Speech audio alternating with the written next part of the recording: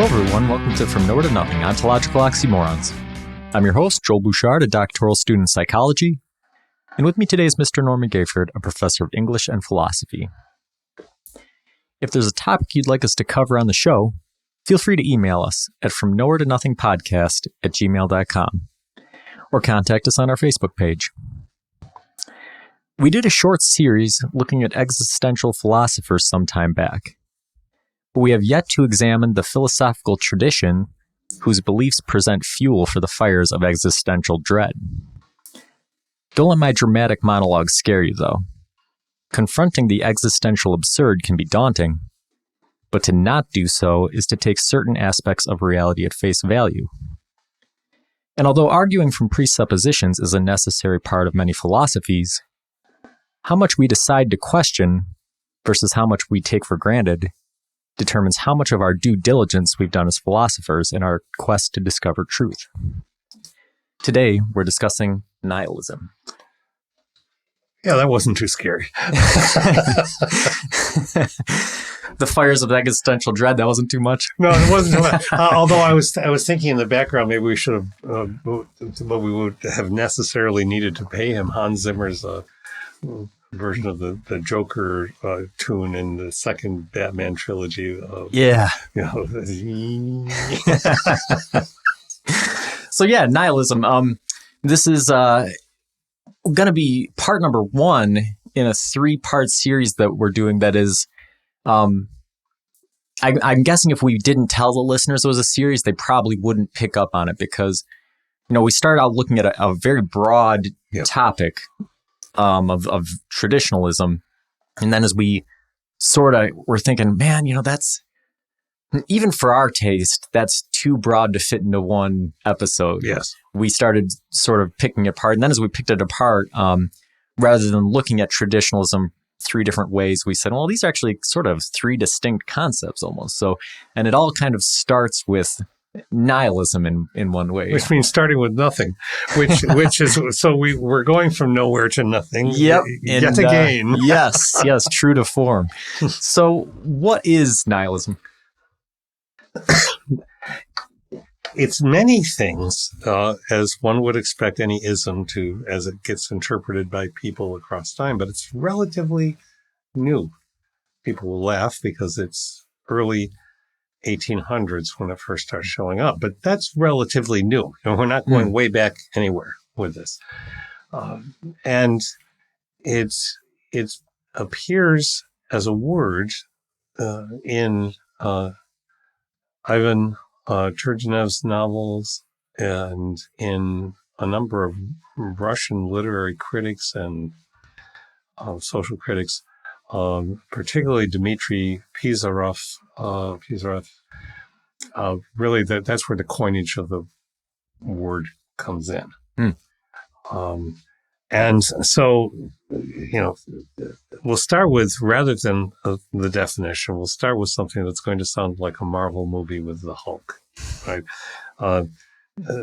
Pizarov is noted for writing that nihilism is this: what can be smashed must be smashed. Whatever withstands the blow is fit to survive. What flies into pieces is rubbish. In any case, strike out right and left. No harm can come of it. Now, he wrote that while he'd been imprisoned, and you can imagine saying things like that socially would cause difficulties. But for him, nihilism, which is essentially the meaning of nihilism is nothing has meaning. There is no right or wrong. This is where it begins. Well, if there is no right or wrong, yes, you can go around smashing things, but why is it that the things that are left standing are fit to survive? Because then you're implying a Darwinism that didn't exist yet. So that quote really foreshadows Nietzsche, who is kind of most, associated with nihilism. And I think that what you were just mentioning sort of brings up some of the questionable parts of it, especially when we get into talking about active nihilists and those sorts of things. Yes, and moral nihilism and so on. So we start with this, but then it becomes interpreted in a number of ways. It takes on a skeptical note. It takes there's even a branch called moral nihilism, which says that there are no morals. So the name is a little tricky. It's defined sometimes as the rejection of all religious and moral principles, the belief that life is meaningless. And some people condemn it as cynical, but I don't think it has to go there. Yeah, it's interesting because it has it's very adaptable. When I was doing the research, you could put nihilism basically before any philosophical category. You could have nihilistic metaphysics, nihilistic epistemology, nihilistic Ontology. ethics. Yeah.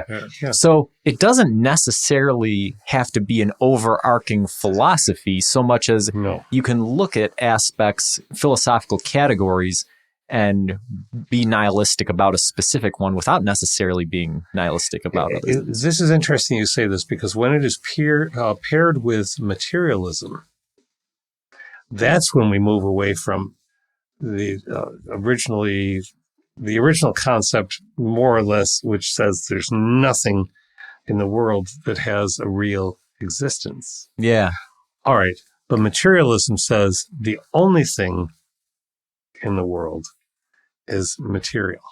Yeah. So you almost get to this point where, depending on your flavor of nihilism, it's almost bending back around to look at the back of its own head in some ways, right? Because if you have this metaphysical nihilism, you end up in this realm of unreality where nothing at all exists. Yep. But on the other hand, you can end up with a materialist kind of nihilism where you can say, well, none of the abstract things exist. Any of these concepts, religion, morality, none of those things exist, but the reality, the material things do. And you go, oh, well, those are almost two contradictory or opposing positions. It seems that way. So then if there is a middle ground, the middle ground is, okay, so the nihilism, materialist nihilism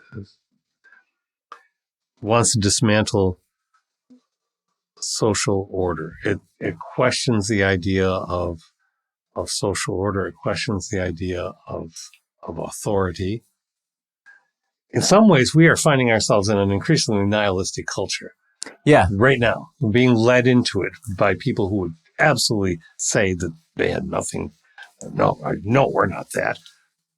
But they are, because that's where it's going. When you start dismantling social order, when you start questioning the authority of any social institution, then you're engaging in one variety of nihilism.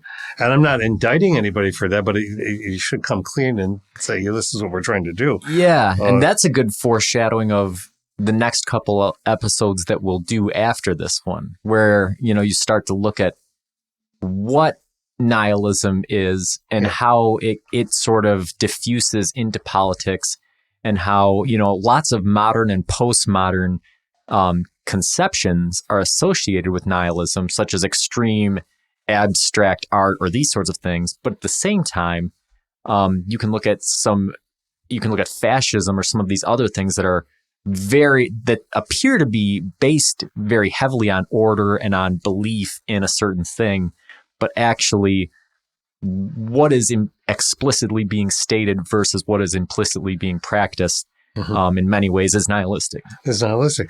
So this branch that we're talking about essentially says that the only source of knowledge, because they believe in knowledge, which is interesting. The only source of knowledge is and the only point of it is freedom. And that's the goal. And the only freedom is in recognizing that the only thing that is real is material. It's not saying go out to Walmart every day and buy things just because you want to buy things. It's not that kind of materialism, but that they dismantle the idea of spiritualism because it's not material and it's just an illusion you're weaving for yourself. And and this is why it picks up with Nietzsche at the beginning of the 20th century, and all the World War I and industrialization and so on and so forth. It's just dismantling the idea that spiritualism can matter. Yeah. All right. So I didn't have this question on here, but it might help for the listeners. What separates nihilism from skepticism or cynicism or some of these other concepts that might be conflated with it? Let's start with cynicism. The basis of that is don't believe anything or always assume what someone. We've translated it into always assume that anything anybody tells you is a lie. Again, does that sound familiar, people? Because one thinks it should. It's more powerful than skepticism because skepticism says, I think I want to check that. It's not that I disbelieve you, but I want to fill in. Cynicism says, no, you're probably lying. And you're motivated just by your own interest. You're not motivated by anything past that. So that a little quickie on skepticism and cynicism. Cynicism's just at the deeper end. What's the other one you said? So, and we've done whole episodes on cynicism and skepticism. Yeah. So if people are interested in diving into the nitty-gritty details of those, you can find those. So how do those separate from nihilism as a concept, though? Nihilism, there isn't skepticism in nihilism. It's out and out saying these things are useless. There's no, they might be useless. There's no, they're useless because it's all self-motivation. No, they're useless.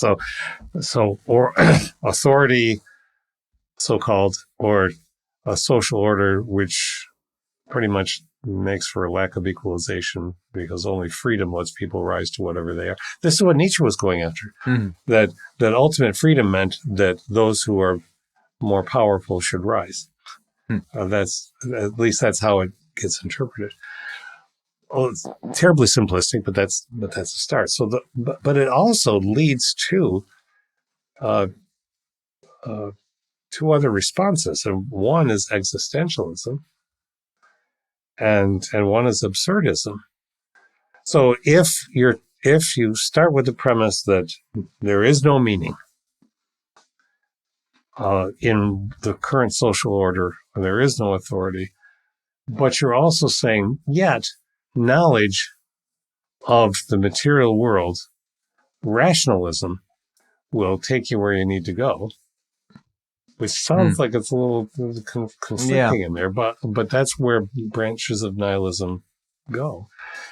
Well, one response to it is existentialism. So nihilism, let's put it another way. Nihilism says there is no moral authority. There is no God. There's no universal guide. Morality doesn't come from outside. A morality may well not exist. The response is existentialism with Sartre and company. Camus, even though Camus said he wasn't an existentialist and denies it, but saying, okay, yeah, the universe doesn't care. The only meaning is the meaning that you make out of your life. And the absurdists say, well, nihilism is ridiculous because it denies pretty much everything, and the weak go to existentialism because they make up this thing to coddle themselves. They make up a religion that really isn't a religion. And the absurdists say the only way to get through a life that's meaningless and absurd is to embrace the tension between those things. And they use the myth of Sisyphus as the cornerstone for that. Sisyphus beats death once or twice, depending on the stories that you read in Greek mythology, and then finally gets caught up and put in the dark realm, and has to spend eternity pushing a rock up a hill, whereupon it falls back down the hill. And the absurdists say, good. That doesn't mean Sisyphus can't have a good life. It doesn't mean Sisyphus. It means that Sisyphus, if he can come to a place where he appreciates the world that he's seeing around him. He appreciates it for whatever it is, not good or bad. He's just experiencing it, and life itself is worth experiencing. Say the absurdist. So it doesn't matter that he's pushing a rock up and down the hill any more than anything else that he might be doing. There's a tension when you try to say, "Oh, that's a bad act," or "That's a punishment." So their response is, well, if there's no moral good, then there's not going to be a punishment. We say, okay, if there's a punishment, it doesn't have to be a punishment. If you look at the world as absurd, and anything you do is therefore absurd. And so pushing a rock up a mountain and back down is absurd. But at the same time, if you can appreciate the air you're breathing and the fact that you're alive in some way or other, even if you're in Hades, that's a little problematic, then you've lived the kind of life that can be lived. Yeah. Yeah. So, and some people who can't resolve that tension, end up in a dark place. I just read an excerpt from Tolstoy recently. And, he says that he breaks down people into a few categories. He says some people just go around pretending that death doesn't exist and that don't ever think about meaning. And some people acknowledge that death exists and acknowledge that they can't find meaning, but they drown it in earthly things. He said, and then the strong people, the people who know what they're doing, kill themselves. And he said, and the weak people can't find the courage to, and they just go the rest of their lives struggling to find meaning and wishing for death, right? And he put himself into that category. Yeah, right. And that's where the absurdist, one of my teachers long ago said something very much like this. And I was fortunate, I was in a liberal arts institution where I was reading Tolstoy and going to philosophy class, right? So but the absurdists essentially say, well, there are three ways to deal with life. And as you just said, one is, okay, you can kill yourself, but that's not an answer, because if life is meaningless, death is probably meaningless too. So that doesn't accomplish anything. Or you can invent something to coddle yourself. They did much like the existentialists. It's like you can find meaning, your own meaning, which is just a cheat, they say. Or you can live with the strongest person is the one who lives with the tension of what's going on in life, realizing it's absurd, but here I am, and so I'm going to go through it anyway. Yeah. Yeah. So you mentioned that the term nihilism didn't come into usage until the 1800s. Were there foundational thinkers in this sort of idea or concept before that time? Not extraordinarily. There were people who were. The meaning of life has been discussed since the beginning. Let me throw this at you because I'm curious what your take on it will be. When I was doing the research for it, one of the posited founders of nihilism was Buddha himself, with his philosophy. What do you think about that? I disagree. Politely and with due humility. Yes, there are people who take it to attempt to reconcile nihilism with any kind of spiritual discipline or religious practice, and I was taught not to grind my gears when I was doing a manual shifting when I was a kid. So I can see why. I've read this too, and I can see why it seems perhaps on the surface attractive. What's Buddha trying to get us to? Nothingness, but not really, because the end result of Buddhist practice is to get us into a state that is at one and harmonized with the universe. So one could say that maybe that is materialist, in a very strange sense, one could say is the material stuff, you become part of the universe. Well, people say that about many traditions in death. We decay, we become part of the universe. I think there's a perspective change between the two that separates them, right? Because I think with Buddhism, yes, the nothingness, nihilism. I mean, etymologically, those are very similar things. Yes. But Buddhism is a lot about releasing a grasp and about. I think there's a lot of subjective focus on the emotions and some of that, whereas nihilism, I think, is zoomed out a little bit further. It's not saying, well, emotionally you're trying to let go of any attachments, or right. You'll enter a state of nothingness. It's saying, well, no, the universe as a whole, reality as a whole, knowledge, whatever aspect you're looking at, does not exist. And I think that is a distinctly different concept. Yeah. So what happens to meaning and purpose when embracing nihilistic philosophy? That depends on the nihilist you talk to. But in going with the definitions we've presented, the idea of meaning is rejected, but there are those who critique nihilism, and I think righteously, that say, well, if you're rejecting that there's any concept, you can't say you're embracing rationality, because rationality is a concept, and therefore you deny the very thing. It's not hard to do that kind of serious gaming of the term. But I don't think the purpose of nihilism is not to seek meaning. And therefore, that's one of those through lines to absurdism. So life is what it is. It doesn't mean you're trying to figure out what it is. It means you're just appreciating it as it goes, which has a kind of Buddhist element. When I think about epistemological nihilism, right? And there's a couple flavors of that where, one is that knowledge does not or cannot exist, but there's also one that says, knowledge is just not something humans are ever able to interpret.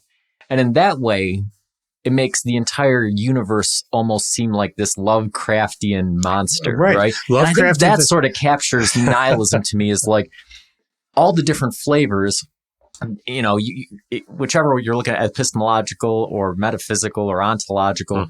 I think that the whole, that Lovecraftian flavor sort of comes in where it goes, no, we're not saying that, it's evil or that it's indifferent or what. It's just so far beyond humans that it might as well be evil or indifferent or whatever. Right. Cthulhu comes out of the ocean once every 20,000 years or whatever it is. Yeah. I shouldn't say whatever it is. I've read it enough times because I'm a Lovecraft scholar. But then, it's, and your inclination would be to make it this vile, loathsome being. And in fact, Lovecraft doesn't really use those kind of adjectives. And his approach was called mechanistic materialism.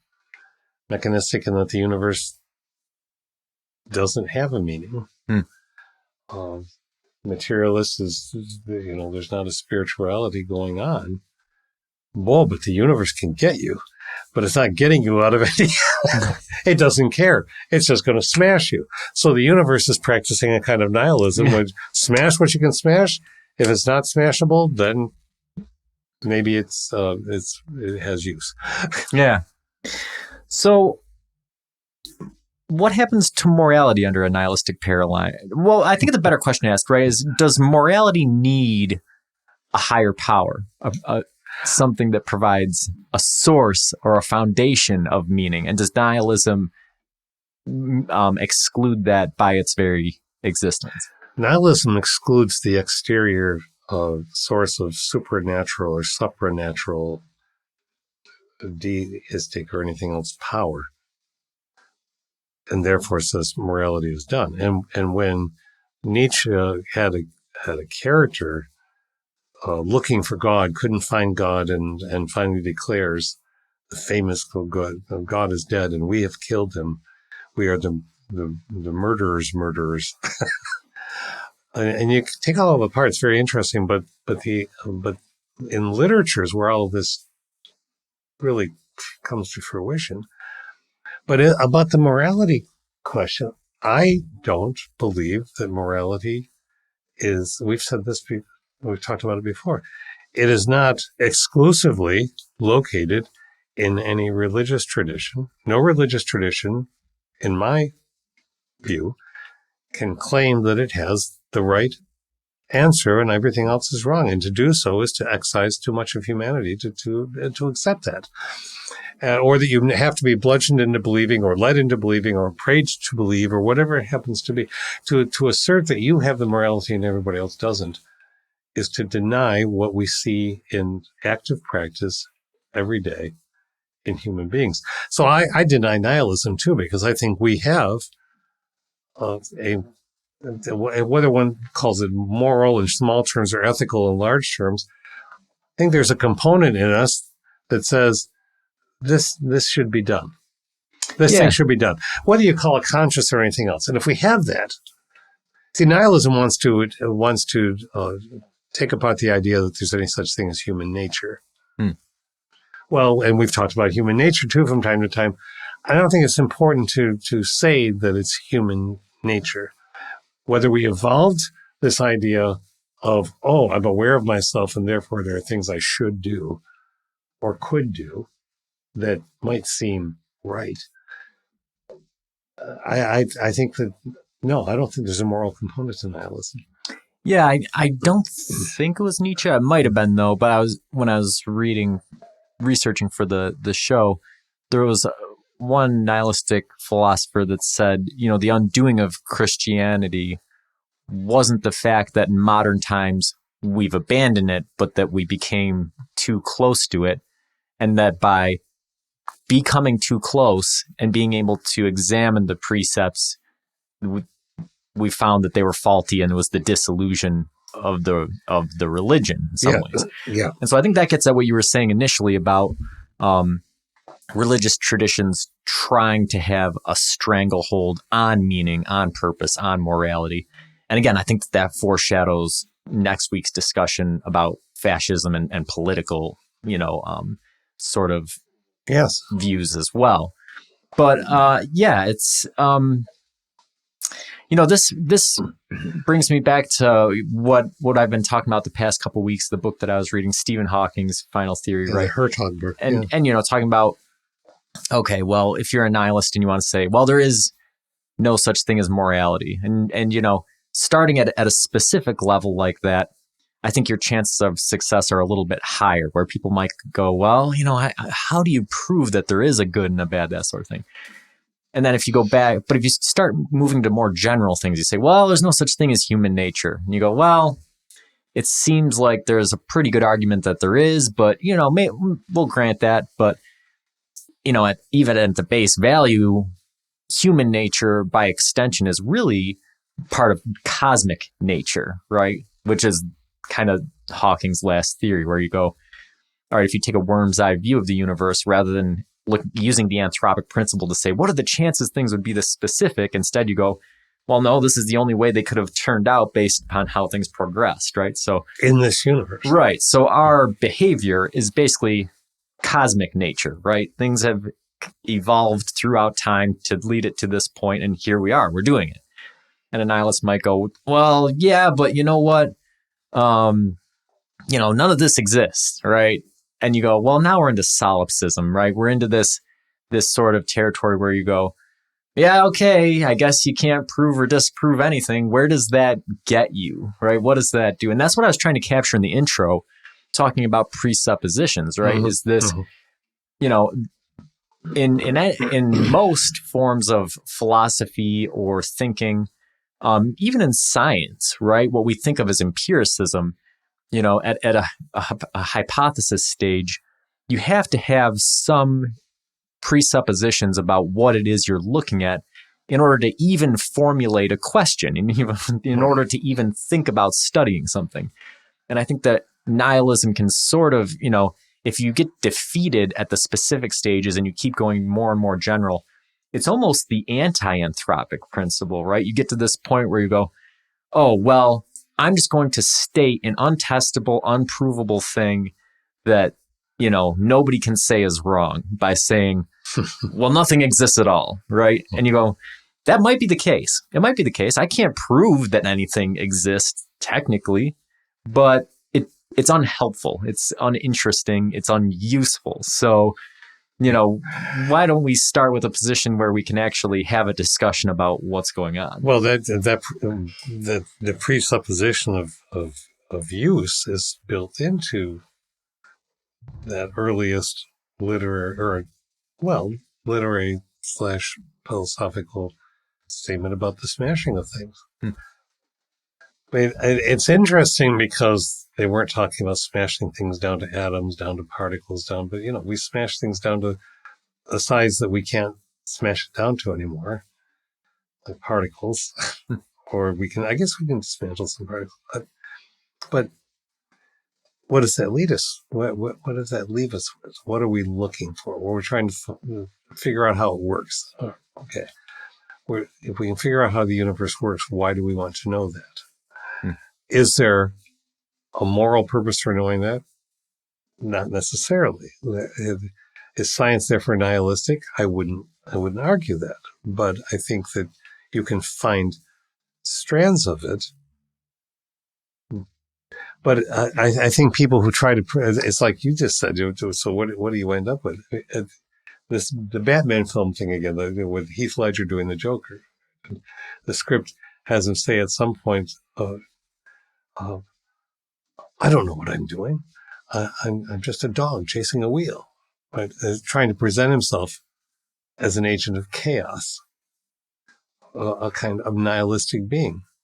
But you sit there and you laugh. You say, that nonsense. Of course, you've gotten this dynamite. You stacked this money up that you've burned. You've attacked the mobs because you want to do it. You've got all kinds of purposes. You've got all kinds of schemes. And so the attempt to claim that you're a nihilist is loathsome. Yeah. is itself a moral inadequacy. Yeah. And the novel I'm currently writing, I've got a character that is supposed to be the embodiment of chaos, right? And writing a story thread for her is very difficult because you have to weave in her doing good things, bad things, crazy things, well thought out things. Like you have to be all over the map with it in order to create the character as believably being chaotic or, and yeah, that's something that when you start examining nihilistic philosophy, sometimes it starts to break down. And that's what I was talking about earlier in the episode when we were talking about active versus passive nihilism and the Ubermensch and things. Is I think when you get into that part of it, you almost start to go, well, wait a minute. It seems like you're trying to give meaning to things again, right? I think with the passive stuff, that's where you're just tearing things down, right? You're smashing to see what's still there. But I think part of nihilism is saying that when you start smashing, there will be nothing there. But if you find something that maybe... but the act of nihilism is saying you're going to smash, there will be something there, and then you can build off of it. And to me, that's almost anti-nihilistic in some ways. Yes, it's a worm eating its own tail in a very strange way. Yeah. Yes, it's the Ouroboros. Do different cultural contexts fundamentally affect moral anchoring under nihilism, do you think? So when you say different cultural contexts, you mean within globally? Yeah, I guess we can look at it a couple of different ways. Next week we're going to talk about kind of political, institutional traditionalism. So does your political leanings affect moral anchoring for nihilism? Does your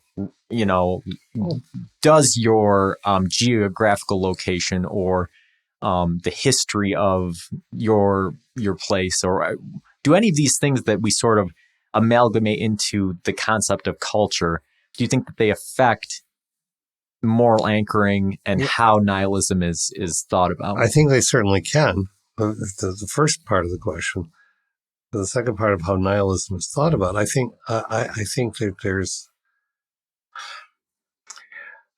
they can affect it, because if you are taking positions that you don't even know are nihilistic, you aren't actively, intentionally, necessarily trying to be nihilistic, but that doesn't mean that you aren't doing things in a nihilistic way.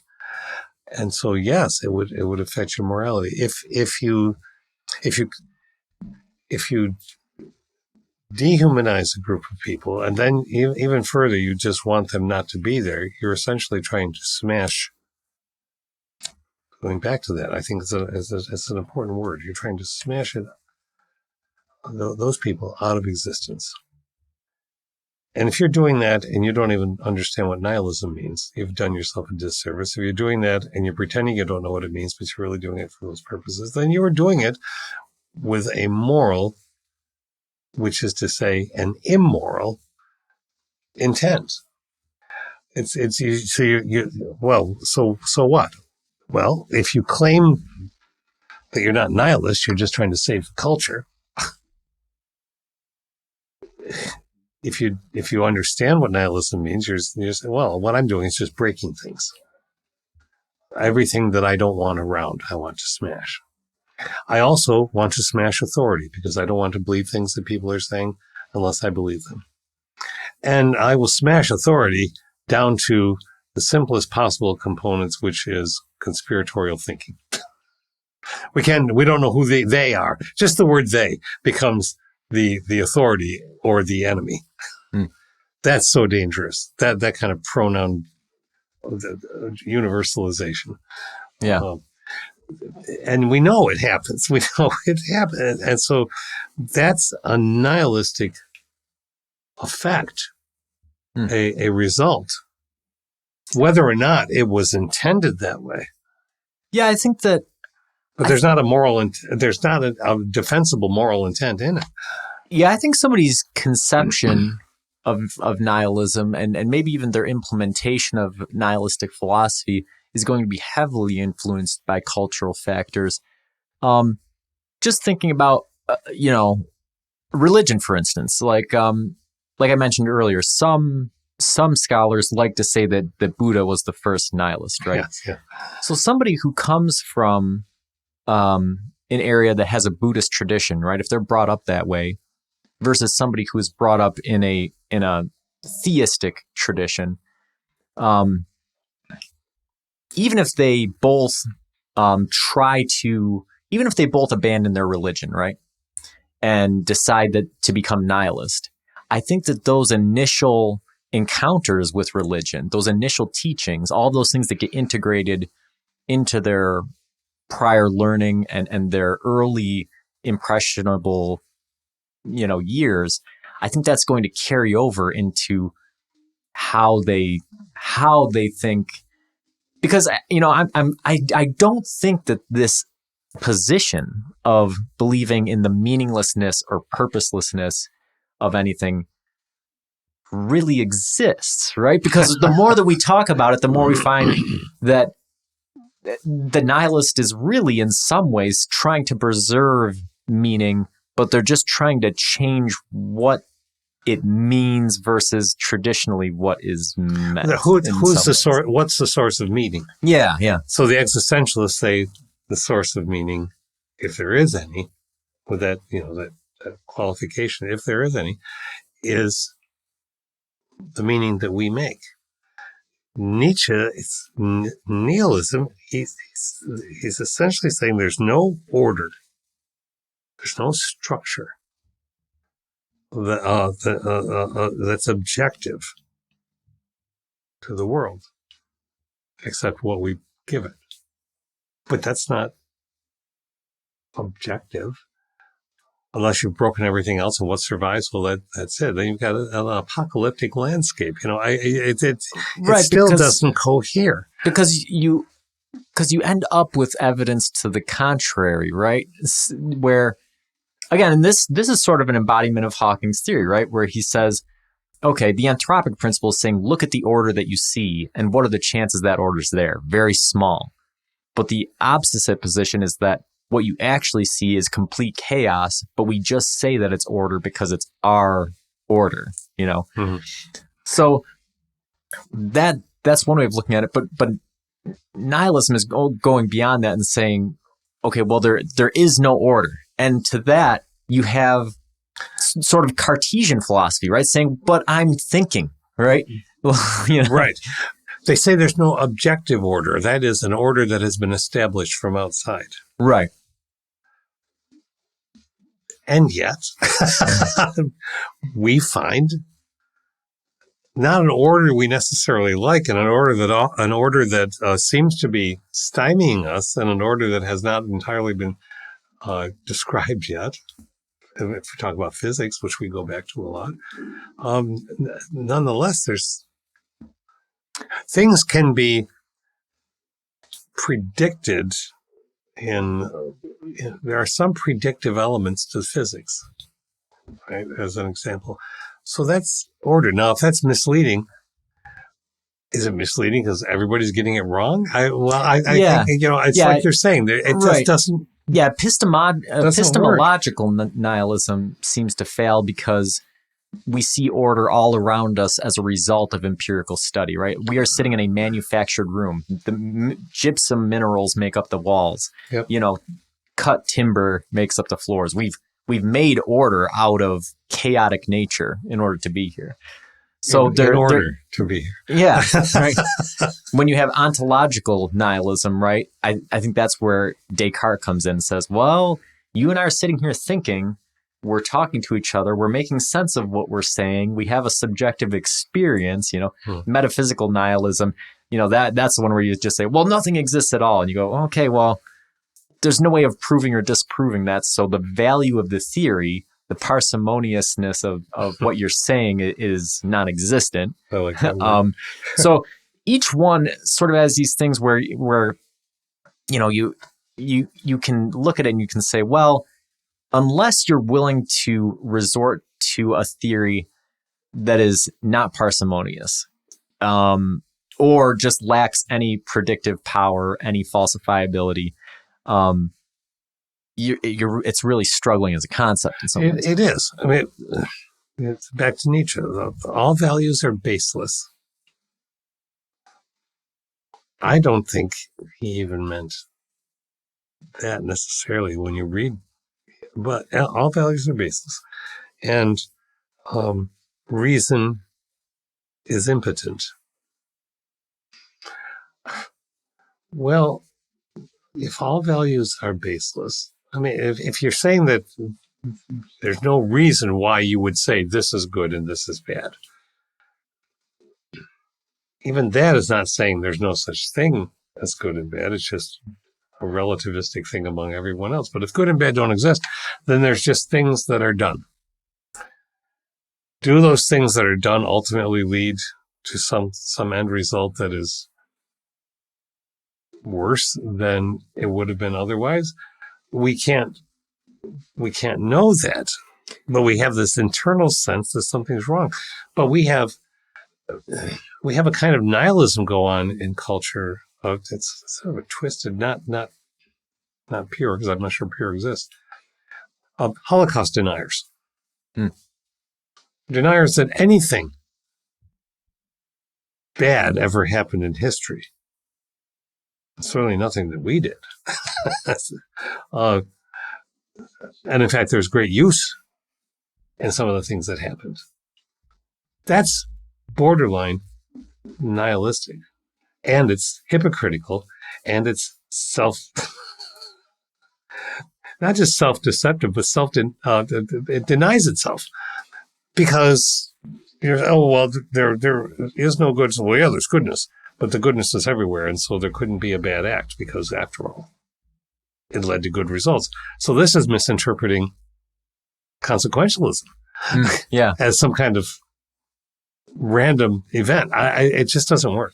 Yeah, and I think that's where I'm a little bit more amenable to existentialism, is because existentialism doesn't deny the subjective aspect of the world, right? It might say, listen, before you were born, there was just a cold, indifferent universe that developed, and now you're here, and someday you will die, and nothing that you ever did meant anything.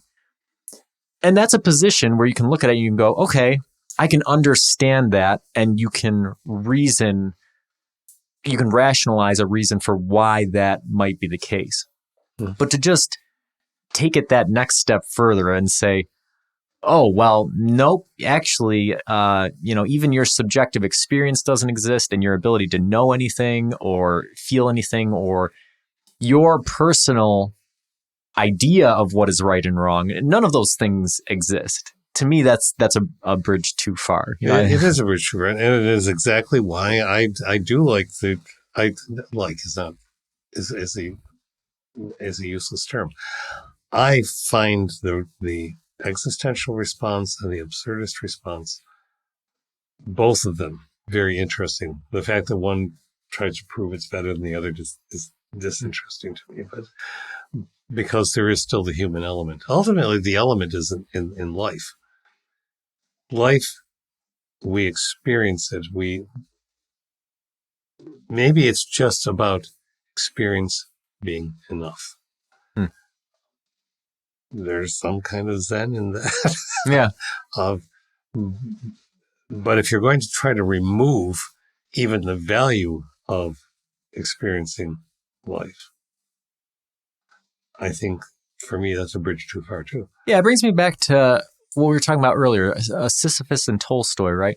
If Sisyphus is doomed to eternity of rolling a heavy stone up a hill just to have it roll back, and the absurdist says, well, you know what? If he can come to just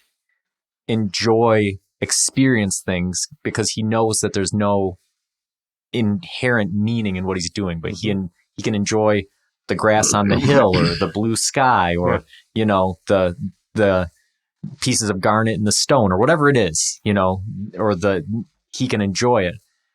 And if Tolstoy, the most famous writer of his time and somebody who was extremely accomplished, dour Russian, can just talk about how for decades he walked around with a loaded gun in his house, just trying to summon the courage to end his own life, right? Yeah. You go, well, how can you look at those two conceptions and say that there is no meaning in at least the subjective experience, right? The ability for me to change my perspective. And this is some of what Nietzsche said, the ability of me to change my perspective and create meaning and purpose, even if that doesn't have an objective or explicit meaning or purpose outside of my own. Yeah, it becomes one's own. You rise to what you can rise to. Yeah. So is nihilism liberating or dangerous?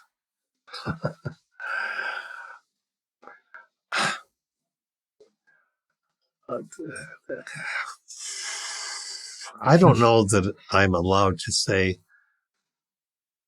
chime in on that. I mean, give me a second on this because I'm thinking through it. Is it liberating or dangerous? Why can't it be both? First, what is the bipolarity of that? Is it necessary to have that duality? One might say, yes, it's liberating to think that there's no meaning anywhere. There is no right or wrong. I think there is a temptation to, one might feel liberated, but liberated into what? Nothingness? And still being alive? And it's certainly not an attractive liberation. There are liberations that lead to meaning of some kind, I think. Dissolution. You can have moments of dissolution. I was at a beach yesterday. The waves were compounding in. The colors were amazing. The clouds were moving. I was going to say the sky was moving, but the clouds are moving. And I'm walking with my family at various clusters, and some of my family they couldn't all be there, and my granddaughter who keeps running back to me and showing me a stone and running back to me, and then And at one point I said to her, stand here in the water, let it splash against you, close your eyes, open your arms, and see how that feels. And she kind of liked that. And I don't know what I was trying to do with that as a goofy grandpa, but I felt almost dissolved into the world.